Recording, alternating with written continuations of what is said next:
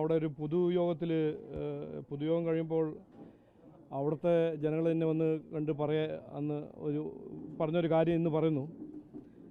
ഞങ്ങൾ വലിയ തെറ്റ് ചെയ്തു, മെട്രോ ശ്രീധരനെ ഞങ്ങൾ വോട്ട് ചെയ്ത് ജയിപ്പിച്ചില്ല, ഞങ്ങളുടെ തലയിൽ ഈ ഒരു MLA കെട്ടിവെച്ച സ്ഥിതിയാണ്, വളരെ റിഗ്രറ്റ് ഉണ്ടെന്ന് അന്ന് 2 ദിവസം.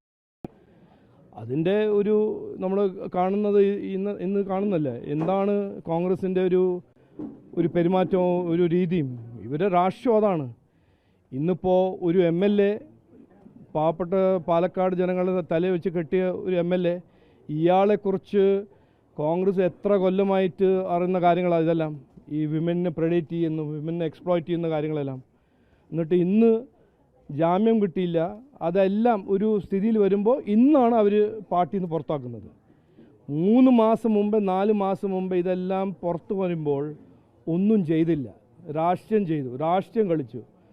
അതിൻ്റെ ഒപ്പം ഇവിടുത്തെ സർക്കാരും ബഹുമാനപ്പെട്ട മുഖ്യമന്ത്രിയും 3 മാസം മുമ്പ് ഒരു കേസ് ഫയൽ ചെയ്ത് ഇത് ഇൻവെസ്റ്റിഗേറ്റ് ചെയ്യേണ്ട കാര്യമായിരുന്നു, ചെയ്തില്ല.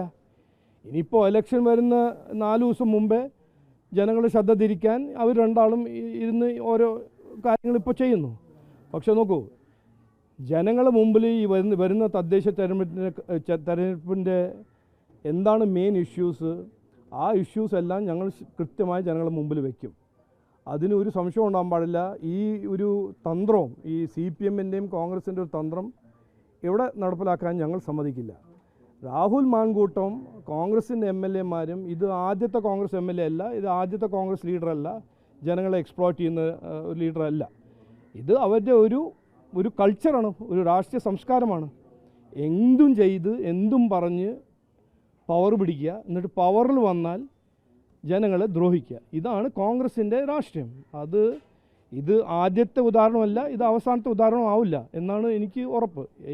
അതുകൊണ്ടല്ലേ എല്ലായിടത്തും കോൺഗ്രസിൻ്റെ എതിരെ 2014 മുതൽ ഇന്ന് വരെ ജനങ്ങളുടെ മാൻഡേറ്റ് കോൺഗ്രസിനെതിരെ പോകുന്നത്.